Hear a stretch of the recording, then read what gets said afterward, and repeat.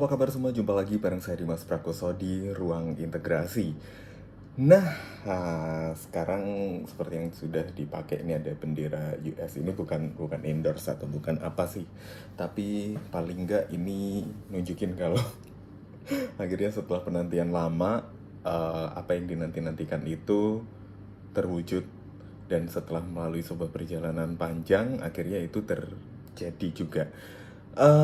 Gini, di ruang integrasi kali ini saya akan menceritakan tentang pengalaman saya menghadapi visa yang delay itu seperti apa, atau visa yang masuk ke tutuan G administrative processing. Karena pada saat saya ngalamin pengurusan visa Amerika dan itu masuk ke tutuan G administrative processing, ada sangat sedikit referensi baik di website maupun di YouTube yang ngomongin soal administrative processing, dan itu adalah Indonesia case.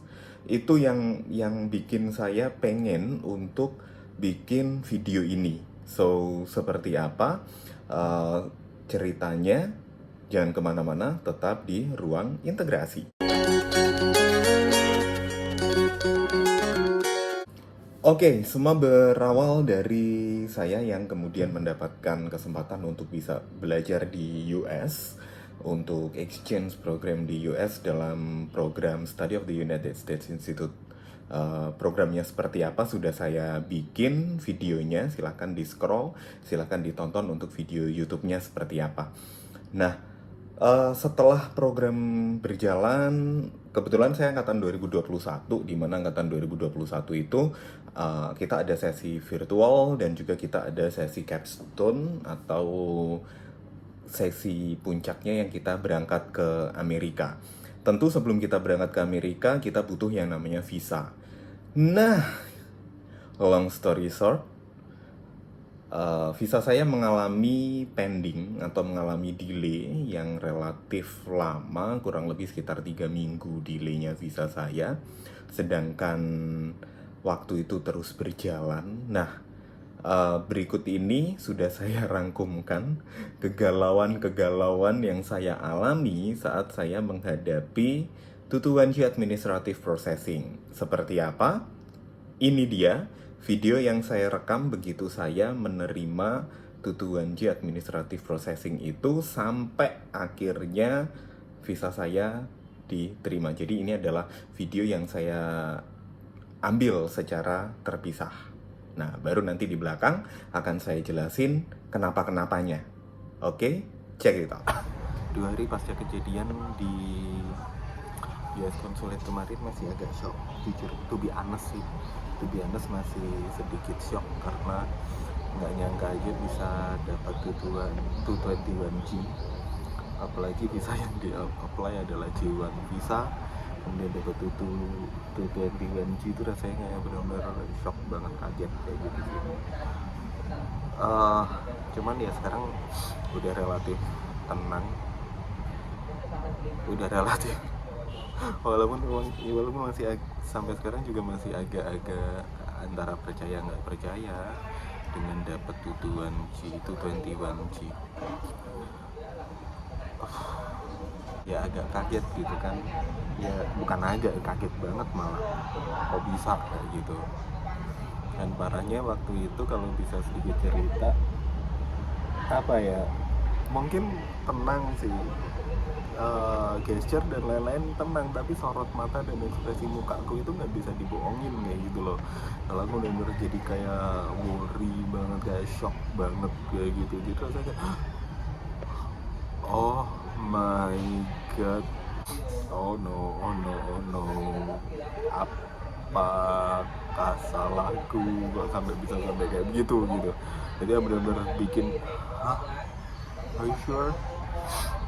Sampai kemudian visa counselornya dia bilang, this is an ordinary process, nggak ada ya, nothing special dari proses ini nggak, apa ya, ini tuh proses yang biasa, ini proses yang reguler, dan memang proses ini biasa terjadi kayak gitu. Jadi kamu nggak usah kaget, kamu nggak usah khawatir, nggak usah gimana pun, yang penting kamu lengkapin aja apa yang kita minta secepatnya, nggak usah pakai nanti.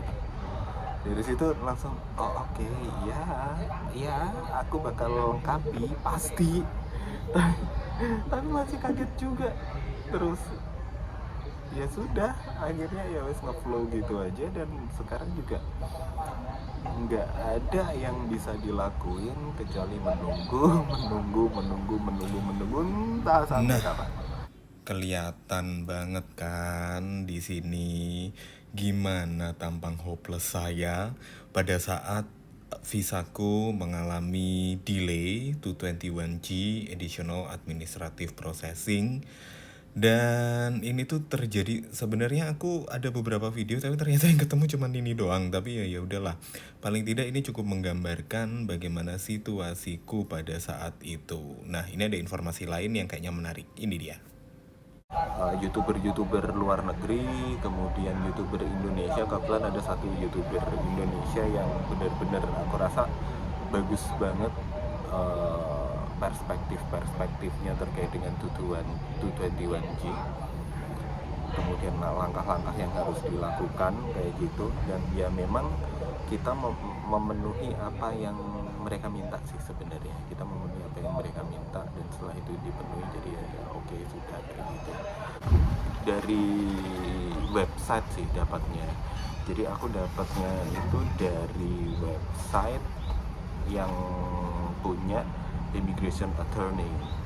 Jadi immigration attorney yang ada di Amerika sana gitu. Nah, memang di situ dia juga bilang kalau ini adalah sebuah proses yang biasa sebenarnya dalam sebuah pengajuan visa kayak gitu. Nah, kenapa kok sampai ada administrative processing? Mungkin juga ada hubungannya dengan negara di mana kita berasal. Apakah negara di mana kita berasal memang juga masuk sebagai subjek untuk 221G. Nah, kemarin di website itu juga tertuliskan Indonesia tuh masuk dalam subjek tersebut. So, ya mungkin guanya jadi akhirnya mikir kalau oke, mungkin guanya aja yang apes kali ya. Guanya aja yang apes kena gitu, kena administrative processing ini, kena additional administrative processing. Cuman ya dari situ sebenarnya yang sampai sekarang masih dikhawatirin adalah jangan sampai ini nanti berdampak pada munculnya kode-kode rahasia di boarding passku yang membuat saya harus mendapatkan lebih panjang lagi proses security di US gitu. Terus ada juga misalkan pernah ke satu negara tertentu kayak gitu, ya I have ke salah satu negara tersebut, tapi saya ke sana dalam konteks ditugaskan oleh kantor. Kebetulan kantor saya waktu itu memang ada, bukan kerjasama ya, dapat tawaran. Jadi kantor saya waktu itu dapat tawaran untuk ikut program di sana. Sebenarnya programnya ada dua. Yang pertama adalah yang media visit. Yang media visit itu memang sudah dilakukan. Kemudian yang berikutnya adalah mereka menyebutnya sebagai seminar. Tapi sebenarnya dalam seminar tersebut lebih ke kayak short course, cuman lebih banyak juga field tripnya sih kayak gitu. Nah,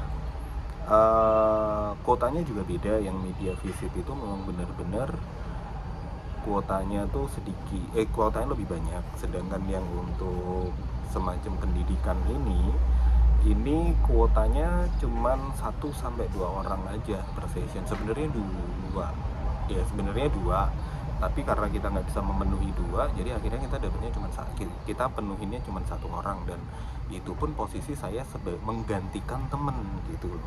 Jadi sebenarnya yang harusnya berangkat itu teman, tapi karena sampai last minute dia nggak confirm, dan kemudian last minute dia justru mundur, akhirnya sayalah yang berangkat. Nah, itu pun juga prosesnya cepet banget, waktu kurang 1 minggu dari deadline. Enggak ya, udah hitungan hari dari deadline itu. Jadi bener-bener yang nafas panjang, harus renew paspor, harus ini harus itu. Waktu itu tuh gitu. Jadi that's the additional process kayak gitu. I substitute my friend. Jadi aku gantiin temenku sebenarnya.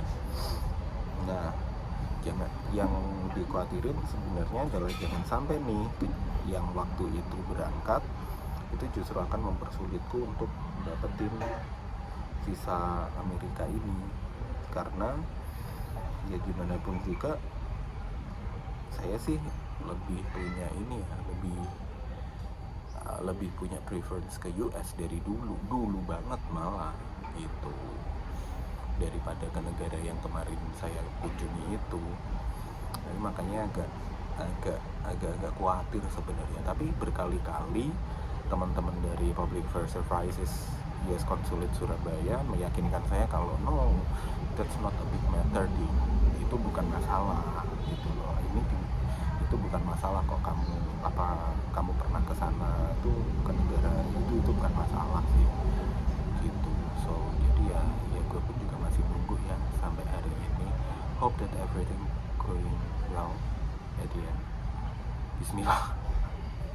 Baik, teman-teman, saat kita bicara tentang sebuah visa itu adalah ibarat kata izin kita untuk bisa masuk ke suatu negara atau masuk ke negara orang.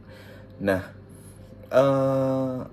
saya mengalami istilah yang namanya adalah Tutuwanji Administrative Processing. Jadi itu adalah proses yang dibutuhkan oleh konsulat atau kedutaan untuk melakukan verifikasi lebih lanjut pada aplikasi visa kita.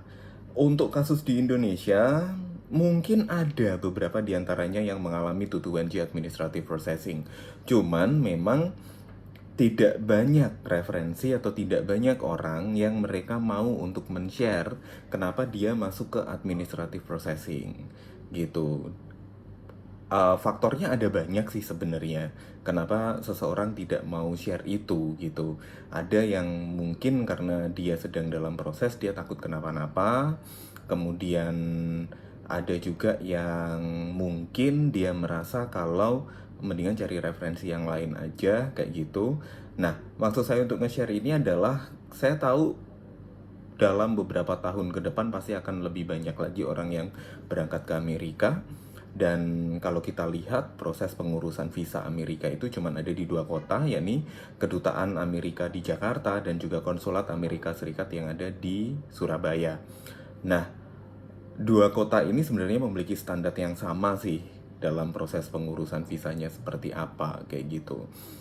Nah, ngomongin soal administrative processing sendiri, jadi sebenarnya itu adalah waktu tambahan yang dibutuhkan oleh consular section sebelum memutuskan apakah visa kita granted atau enggak, atau visa kita approve atau enggak, kayak gitu. Nah, faktornya ada banyak, bisa berasal dari isian kita, dokumen-dokumen yang memang kita provide, bisa juga dokumen-dokumen tambahan yang lain yang mereka pengen lihat, dan ada banyak hal sebenarnya yang membuat seseorang ada di administrative processing. Dan variannya case by case-nya berbeda, case by case-nya disebabkan oleh apanya juga nggak sama person by person-nya. Tapi meskipun demikian ada satu hal yang saya garis bawahi sebenarnya. Jadi ada beberapa hal yang kemudian jadi pelajaran buat saya. Mungkin juga buat teman-teman juga yang menghadapi administrative processing ya. Satu, kita mulai aja yang pertama adalah siapapun kamu mau berangkat ke Amerika dengan skema apapun, mau beasiswa, mau biaya sendiri, mau turis atau mau apapun, get ready for the best, prepare for the worst. Itu yang paling utama. Paling pertama dan utama. Karena apa? Kita harus benar-benar siapin mental, kita harus benar-benar open minded, dan di situ ujian pertama kita untuk kita bisa belajar jujur. Gitu. Kenapa kok belajar jujur? Karena website untuk pengisian DS-160 yang buat visa itu, kita di situ diminta untuk menjelaskan banyak hal, mengisikan banyak sekali data, dan di mana data-data tersebut itu nggak hanya akan dibiarin begitu aja, tapi benar-benar akan diverifikasi satu sama lain, di cross check satu sama lain. Nah, waktu yang diperlukan bisa singkat, bisa panjang. gitu. Kita nggak akan pernah tahu apakah kita akan masuk yang singkat tadi atau kita akan masuk yang panjang. Yang pasti jangan ngeremehin aja, itu deh. Itu yang paling utama. Kemudian yang berikutnya adalah kita harus siap dengan apapun keputusannya gitu. Terutama buat teman-teman yang sedang apply untuk J1 ya. Kebetulan visa saya adalah visa J1 karena saya exchange. Jadi jangan kemudian kita merasa di atas angin karena kita dapat program dari US Department of State, maka everything pasti akan lancar jaya mulus kayak jalan tol. Enggak, untuk kasus Amerika, saya bisa pastikan enggak akan terjadi kayak gitu. Ketika itu kita bermasalah di visa kita ngalamin stuck atau ngalamin delay selama sekian waktu, ya udah eh, nggak ada yang bisa bantuin gitu loh, karena itu adalah keputusan dari counselor section dan itu agak terpisah gitu dari program kita gitu. So jadi masing-masing unit di US itu setahu saya mereka memiliki respect yang cukup tinggi pada tugas dan tanggung jawab masing-masing gitu. Dan respectnya itu salah satunya ditunjukkan dengan tidak saling mencampuri satu sama lain gitu loh. Nah, itu yang kita harus benar-benar mempersiapkan diri. Makanya kalau misalkan ada teman-teman dari US Consulate atau teman-teman dari US Embassy yang kemudian kalau bahasa Jogjanya tuh ngoyak kita untuk ayo dong cepet dikelarin, ayo dong dokumennya ini cepetan, ini harus gini, harus gini, harus gini, harus gini. Turutin semuanya, lakukan semua saran-sarannya dengan baik karena gini deh, kayak kasus saya aja. Academic director saya, administrative director saya, baik yang di ASU maupun yang di Montana, mereka semua bilang bahwa dokumenmu all is set. Kamu udah ready, dokumenmu semua udah ready, tidak bermasalah dan semuanya. Di satu sisi kalimat itu membuat saya berada di atas angin, tapi di sisi lain faktanya berbeda gitu loh. Faktanya saya masuk ke Tutuwanji Administrative Processing tadi gitu. Ternyata memang ada hubungannya dengan record perjalanan luar negeri saya sebelumnya. Nah, saya nggak usah jelasin di sinilah ya, seperti apanya kayak gitu. Karena mereka butuh untuk menginvestigasi lebih lanjut di record perjalanan luar negeri saya sebelumnya tersebut.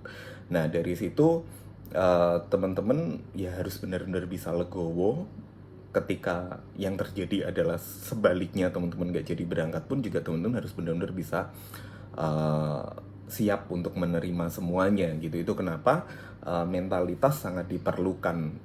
Get ready for the best, prepare for the worst. Kita baru benar-benar bisa bernafas lega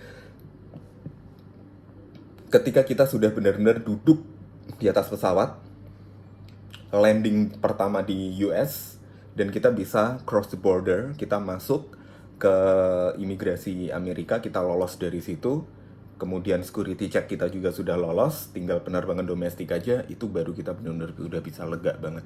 Saya kemarin seperti itu sih, gitu. So, saran saya berikutnya, ketika teman-teman masuk ke Tutuwanji Administrative Processing, apa nih yang kira-kira harus dilakukan? Respon secepatnya.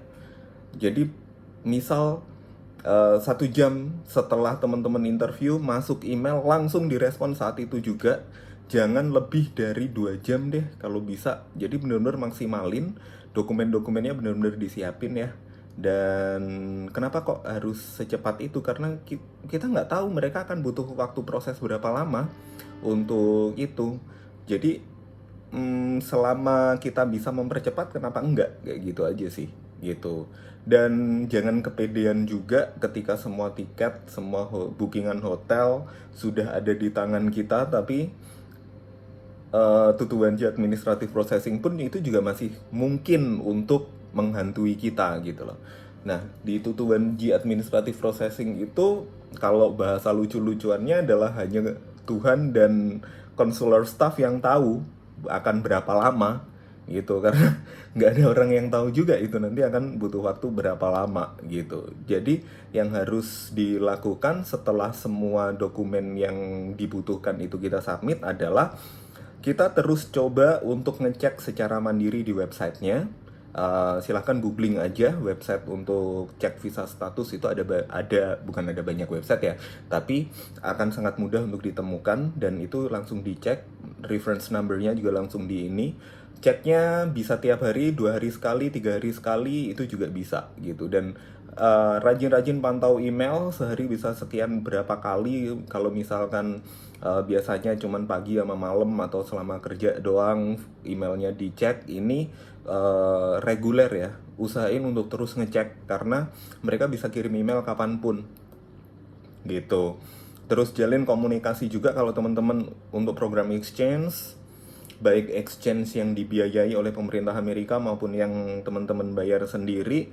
Jalin komunikasi yang baik dengan pihak yang di US maupun yang di sini. Itu untuk yang dibiayai oleh pemerintah US. Tapi untuk program-program yang teman-teman biaya sendiri, teman-teman harus keep in touch juga sama mereka yang ada di US, just in case terjadi apa-apa, butuh dokumen-dokumen tambahan, akan lebih cepat.